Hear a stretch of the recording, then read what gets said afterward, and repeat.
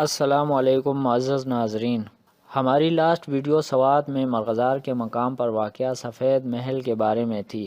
امید ہے آپ کو پسند آئی ہوگی۔ تو اسی تسلسل کو برقرار رکھتے ہوئے آج ہم وادی کالام کا ذکر کریں گے اور ساتھ ہی مدین اور بحرین کے بارے میں بھی جانیں گے۔ تو چلے شروع کرتے ہیں۔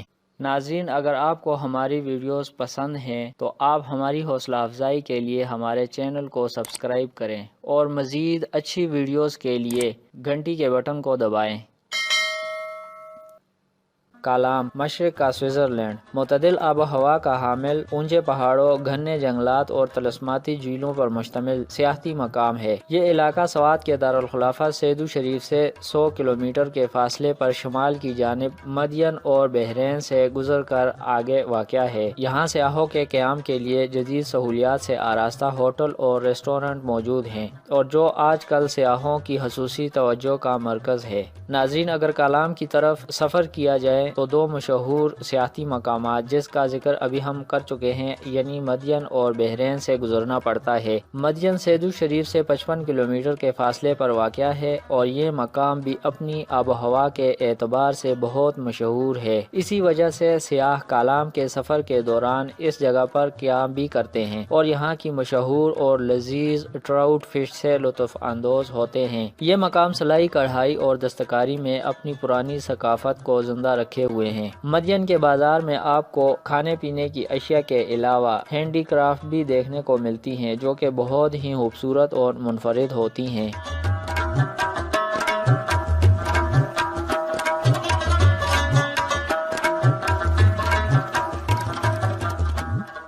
مدین کے بازار سے تھوڑے سے فاصلے یعنی صرف 5 کلومیٹر کے فاصلے پر واقع بحرین کا خوبصورت قصبہ آتا ہے۔ یہ قصبہ سیدو شریف سے 60 کلومیٹر کے فاصلے پر واقع ہے۔ چونکہ کوہستان کالام کا صدر مقام ہے، اس لیے کالام کے راستے سے ہی سوات کوہستان کا علاقہ شروع ہو جاتا ہے۔ بحرین کو علاقہ کوہستان کا دروازہ کہا جاتا ہے۔ اس مقام پر دریائے درال اور دریائے سوات آپس میں ملتے ہیں، اسی مناسبت سے اس جگہ کو بحرین کہتے ہیں، یعنی دو دریا، جبکہ بحرین کا قدیم سنسکرتی نام بھونال تھا۔ بحرین بھی اپنی فطرتی نظاروں کے باعث سیاحوں کی توجہ کا مرکز ہے۔ ناظرین، آپ کو بتاتے چلیں کہ بحرین سے کالام تک کا سفر تقریباً 32 کلومیٹر بنتا ہے اور یہ روڈ 13 پلوں پر مشتمل ہے۔ 2010 میں سیلاب آنے کے بعد یہ روڈ نہایت خستہ حال تھا، لیکن حکومت کی توجہ دینے کی وجہ سے اس پر تعمیراتی کام گزشتہ برس مکمل ہو چکا ہے اور اب یہ روڈ سفر کے لیے نہایت ہی موزوں ہے۔ البتہ پلوں پر ابھی کام جاری ہے اور آنے والے وقت میں یہ بھی مکمل ہو جائے گا۔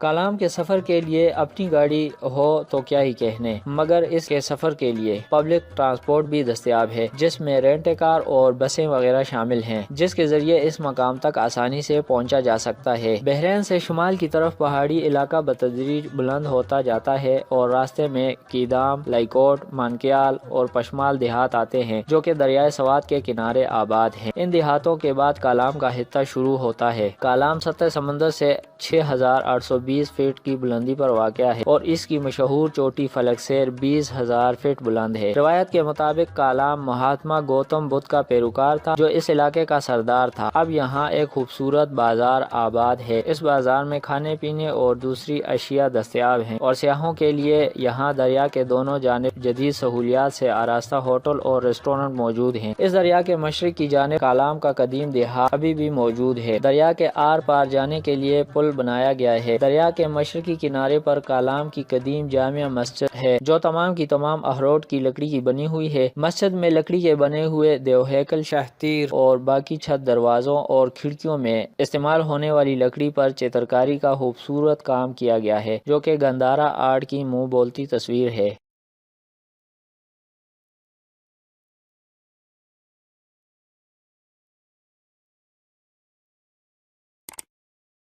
کالام کے شمال مشرق کی طرف سے دریائے اوشو اور شمال مغرب کی طرف سے دریائے اتروڑ بہتے ہوئے کالام کے مقام پر دریائے سوات میں گرتے ہیں۔ ان دونوں دریاؤں کے ساتھ ساتھ روڈ بنا ہوا ہے۔ اگر اوشو دریا کے ساتھ ساتھ شمال کی جانب سفر کیا جائے تو سب سے پہلے خوبصورت میدانی گھنے جنگلات کا علاقہ نظروں کو فرحت بخشتا ہے۔ اس کے بعد وادی اوشو، پھر مٹلٹن جو کہ بڑے گلیشیئر گھنے جنگلات اور پہاڑی چوٹیوں پر مشتمل ہے کا نظارہ ملتا ہے، اور یہاں سے بلند اور مشہور پہاڑ فلک سیر کی چوٹی کا سحر انگیز نظارہ دل کو چھو جاتا ہے، جس میں آبشار اور چشمہ شفا بھی شامل ہے۔ اس کے بعد مہوڈنڈ جھیل جو کہ بہت مشہور ہے، پھر سیف اللہ جھیل اور آخر میں نصر اللہ جھیل کا نظارہ آتا ہے، جو سیاحت کی لگن رکھنے والوں کے لیے نہایت ہی جنت نظیر مقامات ہیں۔ اگر شمال مغرب کی طرف دریائے اتروڑ کے ساتھ ساتھ سفر کریں تو اتروڑ کالام سے 12 کلومیٹر کے فاصلے پر ہے۔ وادی اتروڑ چاروں طرف سے برف پوش پہاڑوں میں گری ہوئی ہے، جو کہ نہایت خوبصورت نظارہ پیش کرتی ہے۔ اتروڑ کے مقام سے آگے چلیں تو گبرال آتا ہے، جو کالام سے 20 کلومیٹر کے فاصلے پر واقع ہے۔ یہ علاقہ بھی ٹراؤٹ مچھلی جنگلات اور برف پوش پہاڑوں کے لیے مشہور ہے۔ یہاں نہایت ہی خوبصورت شاہی باغ جھیل ہے، جو کہ 3 گھنٹوں کی پیدل مسافت طے کرنے کے بعد آتی ہے،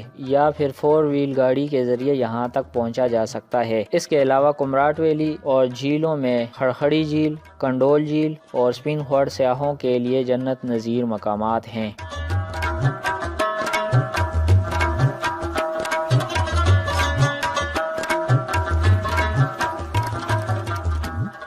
کالام سے تقریباً 4 کلومیٹر کے فاصلے پر بلو واٹر کا علاقہ ہے۔ یہ مقام نہایت ہی خوبصورت ہے، اور اس کی خوبی یہ ہے کہ یہ کالام سے بہت ہی کم فاصلے پر واقع ہے۔ اگرچہ کالام کے لوگوں کی زبان کوستانی ہے جو پشتو سے مختلف ہے، مگر یہ لوگ پشتو آسانی سے بولتے ہیں۔ ان علاقوں کے گاؤں نے ابھی تک اپنی قدیم تعمیرات اور بود و باش کے ساتھ پرانی ثقافت کو زندہ رکھے ہوئے ہیں۔